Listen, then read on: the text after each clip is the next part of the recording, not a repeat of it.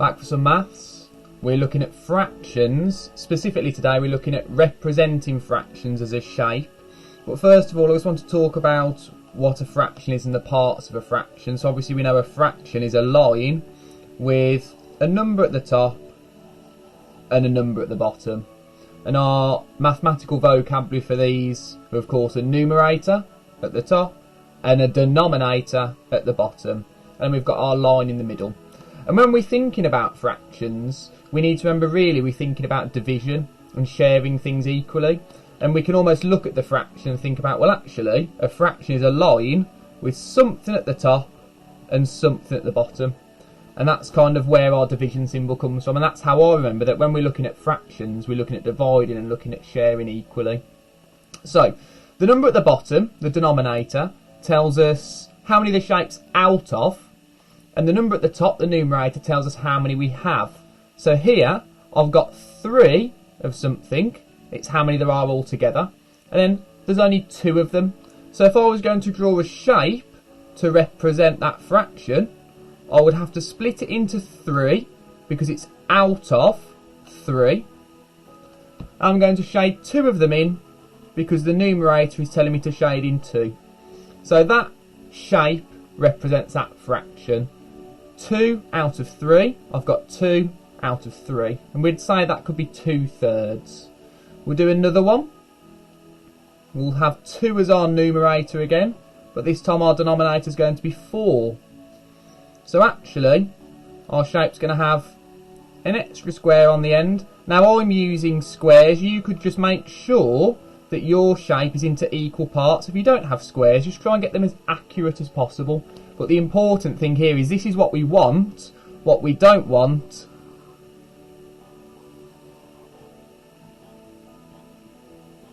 are things like that, where that's into 4 pieces, but actually there's 2 boxes there, there's 1 there, there's a bit and a half and a bit and a half, and actually that's incorrect because they're not shared equivalently, they're not equal.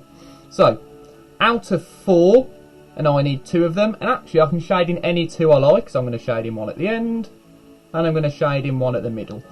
So it's really important we look at our denominator as being how many the shape's out of, and our numerator how many the shape is shaded in. And a little challenge as well for you, because there is a fancy name for the line in between on a fraction. You could do some research and find out what that fancy name is. So what I'd like you to do is draw shapes for those 3 fractions, and you might want to have a go at the challenge one.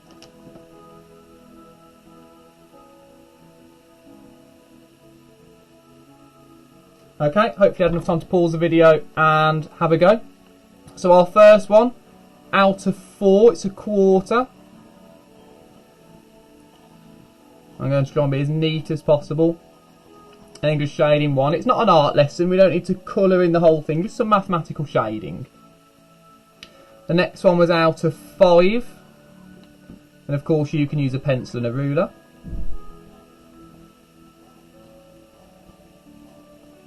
And I'm going to shade in 3. I'm going to shade in the first 3, but again remember what I said, it doesn't matter which 3 it is, as long as there's only 3. So my double check is almost, I've got 2 remaining there, so I know it has to be out of 5. This one might have caught some people off guard, but actually, just follow that same process.